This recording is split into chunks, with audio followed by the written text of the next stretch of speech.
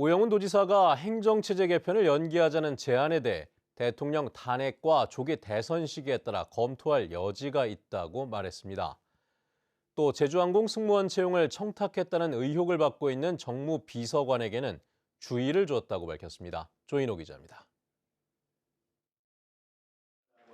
한국지방자치학회는 제주형 기초자치단체 도입을 2026년에서 2030년으로 연기하고 행정심한 2개에서 3개로 나누자고 제안했습니다. 탄핵 정국으로 주민투표가 현실적으로 어려운 상황인 만큼 대안을 검토하자는 이야기입니다. 오영훈 지사는 이 같은 제안에 대해 아직은 검토할 단계가 아니라면서도 검토할 여지는 있다고 말했습니다. 탄핵이 인용이 된 시점에 검토할 수 있는 여지가 있다고 생각합니다. 탄핵 인용 시기가 되면 대선 시기가 결정이 되는 것이고 그 대선 시기에 따라서 판단할 수 있는 여지가 있지 않을까 싶습니다. 오 지사는 2026년 행정체제 개편을 목표로 최선을 다하고 있다며 정부의 입장이 확고하다면 올해 하반기에도 주민투표를 할 수 있다고 밝혔습니다. 제주항공 승무원 합격자를 확인해달라는 문자 메시지를 보낸 정무 비서관에게는 주의를 줬다며 위법성은 수사기관이 판단할 것이라고 말했습니다. 도정의 공직자가 민간 기업에 영향력을 행사할 수 있는 것으로 비춰줄 수 있는 행위 자체를 자제할 필요가 있다 이렇게 생각을 하고요. 위법한 사실이 있으면 당국에서 또 그런 접근이 있지 않을까. 제주와 중국 칭다오 항로에 화물선 취항이 늦어지는 것은 해양수산부의 지역 차별이라며 불만을 드러냈습니다. 우한과 부산의 신규 항로가 허가가 됐습니다. 그럼 인선은 차별적인 요소가 있는 건 아닌지 하는 제 걱정이 있는 거고 중국 측도 여러 가지 절차를 다 수행을 하고 인허가를 내준 것이기 때문에 오영훈 지사는 제주 평화대공원 스포츠타운 추진 논란에 대해 스포츠도 평화의 영역이며 전지훈련이 급증하고 있다며 스포츠 시설도 충분히 검토될 만하다고 말했습니다. MBC 뉴스 조은우입니다. 제주도가 설 명절을 앞두고 지역 경제를 활성화시키겠다며 탐나는 전 환급 행사를 추진했는데요. 당초 이번 주까지 신청을 받기로 했다가 예산을 다 썼다며 갑자기 환급을 안 해주기로 해 민원이 빗발치고 있습니다. 박주영 기자입니다. 탐나는 전을 자주 이용하는 김모 씨. 설 연휴 환급 행사 소식에 지난달 말 탐나는 전으로 10만 원을 썼습니다. 그런데 환급 신청을 하려다 황당한 일을 겪었습니다. 온라인 신청이 안 돼 담당 부서에 물어보니 예산을 다 써 신청을 못하도록 막아놨다는 겁니다. 환급 행사를 대대적으로 홍보하고 7일까지 신청을 받기로 했는데 사전 공지도 없이 신청을 안 받고 어쩔 수 없다는 입장만 밝히고 있었습니다. 환급을 한 번 더 받아야겠다라고 생각하고서 31일에 급하게 쓰고 나서 올리려고 하니까 31일 날 바로 막아버렸잖아요. 2월 7일까지 된다고 공지를 해놓고 속인다라는 생각밖에 안 들었어요. 이런 민원을 제기하는 도민들은 김 씨뿐만이 아니었습니다. 제주도청 제주도에 바란다 게시판은 물론 국민권익위원회 등 7곳에 제주도의 황당한 정책을 비판하는 글이 올라왔고 제주도는 바로 사과글을 게시했습니다. 제주도는 설 명절 탐나는 전 행사로 1억 원을 편성했는데 이렇게 환급 신청이 몰릴 줄 몰랐다며 도민들에게 사과한다고 밝혔습니다. 추석 탐나는 전 행사 예산 1억 원까지 급하게 끌어와 편성했지만 지난달 30일에 8,500건, 31일에 2만 건 가까이 환급 신청이 들어오면서 오전에 급히 전산 시스템을 막을 수밖에 없었다는 입장입니다. 도민들의 체감 물가 부담을 줄여주겠다며 지난달까지였던 포인트 10% 적립 혜택을 다음 달까지 연장하겠다며 홍보하는 제주도. 제대로 약속도 지키지 않으면서 제주도의 탐나는 전 정책에 대한 도민들의 불신이 커지고 있습니다. MBC 뉴스 박주연입니다. 제주는 섬이라는 지리적 특성 때문에 택배 추가 배송비가 붙거나 배송 자체가 안 되는 경우도 많죠. 그런데 배송이 제한되는 것도 서러운데 일부 판매자들이 배송비로 수십만 원씩을 책정해 놓아 제주 소비자들을 두 번 울리고 있습니다. 이소현 기자입니다. 최근 인터넷 쇼핑을 하던 한채명 씨는 불쾌한 일을 겪었습니다. 49,900원짜리 불고기를 사려는데 제주 지역 추가 배송비가 10만 원이나 됐습니다. 배송 불가는 받지만 이렇게 황당한 금액의 배송비는 처음이었기 때문입니다. 너 시키려면 시켜봐라. 10만 원 주고도 먹고 싶으면 시켜라 이런 뜻이잖아요. 그러면 평소에 제주도민은 택배비에 엄청난 부담을 느끼고 그 스트레스를 많이 받거든요. 해당 업체는 판매 사이트에서 출고 불가 지역을 설정할 수 없어 추가 배송비를 10만 원으로 표시했다며 별다른 의도는 없다고 해명했습니다. 그런데 10만 원은 약과였습니다. 제주도청 홈페이지 부당 요구 사례에 올라온 신고에는 3만 원짜리 가방에 배송비가 99만 9,990원인 경우도 있었습니다.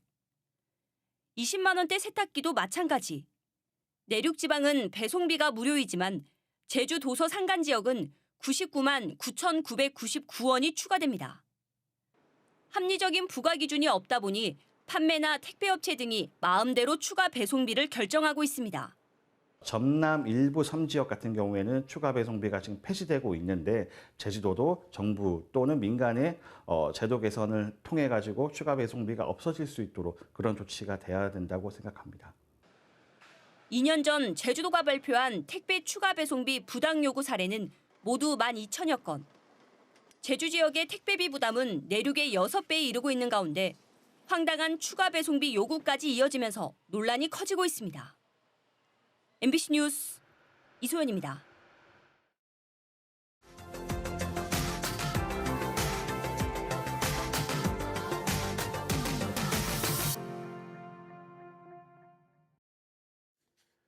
발효 생햄이나 소시지 같은 육가공품은 숙성 과정에서 유해 곰팡이를 막고 풍미를 더해주는 일이 중요한데요. 녹차에서 분리한 유산균이 유해 곰팡이의 발생을 억제하는 효과가 있는 것으로 밝혀졌다고 합니다. 김건엽 기자입니다. 돼지고기로 다양한 육가공품을 만드는 업체입니다. 짧게는 석 달, 길게는 3년까지 숙성을 거쳐 만드는데 유해 곰팡이 발생을 억제하는 게 가장 큰 일입니다. 한번 발생하면 오래 공을 들인 제품을 폐기해야 하기 때문입니다. 사실 이 발효라는 게 변수가 많습니다. 이제 습도의 영향이 있어가지고 이제 생기는 게 이제 푸른색하고 하얀색. 예. 근데 이제 뭐 빨간색이라든지 검은색이라든지 이런 거는 저희도 이제 심하면 이제 폐기까지 가는 경우도 있는데. 골칫덩이 유해 곰팡이를 막기 위해 건강한 유산균이 필요한데 국내 연구진이 녹차와 과일 등에서 105종의 유산균을 분리해 실험한 결과 녹차에서 분리한 G2 유산균이 가장 효과적인 것으로 확인됐습니다. 특히 염장과 냉장 등 유산균이 자라기 어려운 숙성 환경에서도 생존력이 좋아 G2 유산균을 분무한 발효 생햄은 아무 처리를 하지 않은 것에 비해 곰팡이 성장이 90% 억제되는 것으로 나타났습니다. 항생제 대체제나 사료 첨가제 등 다른 분야로 활용도 가능합니다. 이 유산균은 항균활성뿐만 아니라 항산화 등 유익한 특성을 다수 보소하여 육제품 제조 외에 다양한 분야에서도 활용할 수 있을 것으로 기대하고 있습니다. 우리나라는 삼겹살과 목살이 돼지고기 소비의 70%를 넘는 반면 앞뒤다리 살의 비중은 14%에도 못 미칩니다. 녹차에서 찾아낸 유산균이 우리 입맛에 맞는 수제 햄과 소시지 개발로 이어지면서 돼지고기 소비 불균형을 해소하는 계기가 될지도 주목됩니다. MBC 뉴스 김건엽입니다.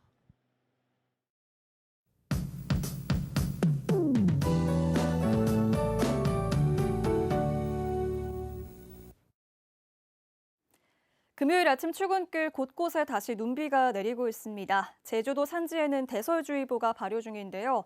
낮부터 북쪽에서 강한 한기가 또 한 차례 내려오면서 주말까지 많은 눈이 내리겠습니다. 제주 산지에는 최대 30cm의 폭설이 쏟아지겠고 중산간 지역도 최대 20cm의 눈이 예상돼서 오후에 대설특보가 발효되겠습니다. 해안 지역도 최대 8cm가 내리겠는데요. 빙판길 조심하시기 바랍니다. 기온도 더 내려가겠습니다. 주말인 내일은 아침 기온이 0도, 낮 기온 3도 안팎에 그치면서 추위가 절정에 달하겠는데요. 주말에도 건강관리 잘 해주셔야겠습니다. 찬바람이 매섭게 불면서 남부 지역을 제외하고 강풍특보도 발효 중입니다. 내일까지 순간풍속이 초속 25m 이상으로 바람이 강하게 불겠습니다. 금요일 아침 기온 어제보다 조금 높게 시작하고 있는데요. 현재 기온 북부 지역 5도, 서부 지역 6도, 동부 지역 1도 보이고 있고 산지 성판악은 영하 2도입니다. 낮에도 기온이 비슷하거나 더 내려가겠습니다. 낮 최고 기온 북부 지역 5도에 그치겠고요. 서부 지역 6도, 산지 성판악 영하 2도 예상됩니다.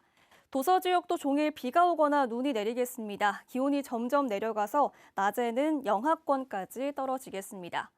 제주도 전 해상에 풍랑특보가 발효 중인데요. 바다의 물결이 최고 5m까지 매우 거세게 일겠습니다. 해상 안전사고에도 유의하시기 바랍니다. 다음 주 초반까지 강추위가 이어지겠고요. 중반에 비가 내리면서 평년 기온을 회복하겠습니다. 날씨 전해드렸습니다. 대만 해상에서 발생한 제주어선 전복 사고와 관련해 구조된 선원들이 제주에 도착했습니다. 제주지방해양경찰청은 어제 오후 5시쯤 구조된 선원 10명이 경비함정으로 화순항에 도착했으며 건강 상태를 확인한 뒤 사고 경위를 조사하고 있다고 밝혔습니다.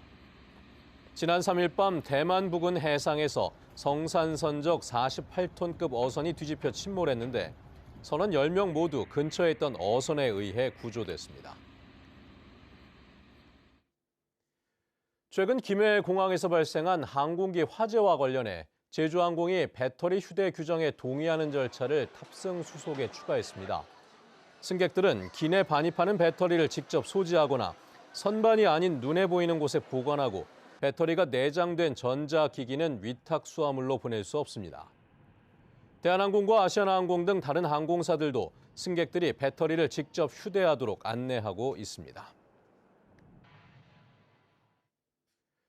제주시 지역에 야간과 휴일에도 진료를 받을 수 있는 달빛 어린이병원 한 곳이 추가로 지정됐습니다. 추가 지정된 병원은 제주시 아라동에 위치한 나우메디 의원이며 18살 이하 소아경증 환자를 대상으로 365일 밤 11시까지 진료합니다. 이번 추가 지정으로 제주시 지역 달빛 어린이병원은 탑동과 연동 365 의원을 포함해 3곳으로 늘었고 서귀포시 지역은 우리들 소아과 의원 한 곳이 운영되고 있습니다. 제주도가 과도한 개인정보 수집 논란을 빚고 있는 중국 인공지능 딥시크 접속을 차단했습니다. 제주도는 행정안전부와 국가정보원이 딥시크를 비롯한 생성형 AI 사용에 유의하라는 공문을 보내 업무용 컴퓨터에서 딥시크 접속을 차단했다고 밝혔습니다. 또 공무원들이 챗 GPT 등 다른 AI를 활용할 때도 개인정보 입력을 자제하고 보안사항을 준수하라고 공지했습니다. 안전이 취약한 지역 40여 곳에 올해 CCTV가 추가로 설치됩니다.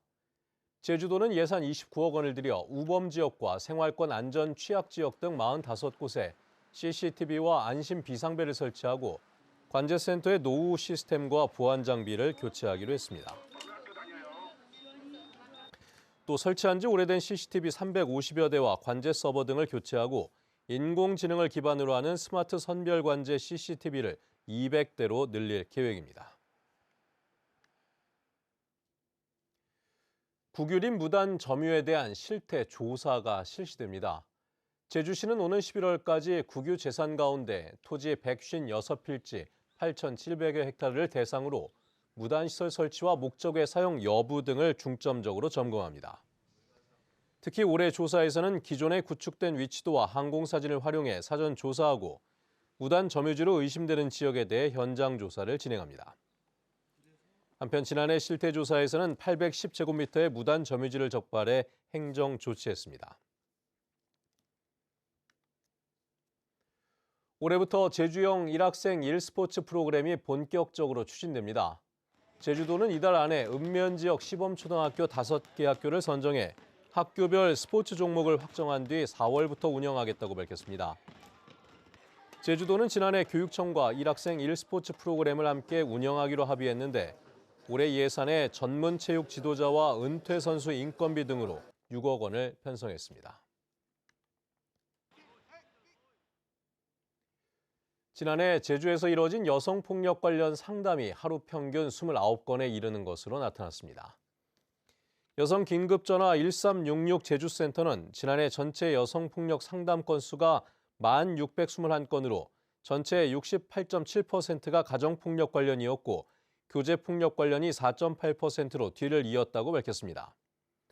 상담 방법으로는 전화 상담 건수가 8천여 건으로 가장 많았고 센터 내방 상담이 900여 건, 가정 방문 상담 300여 건 순이었습니다.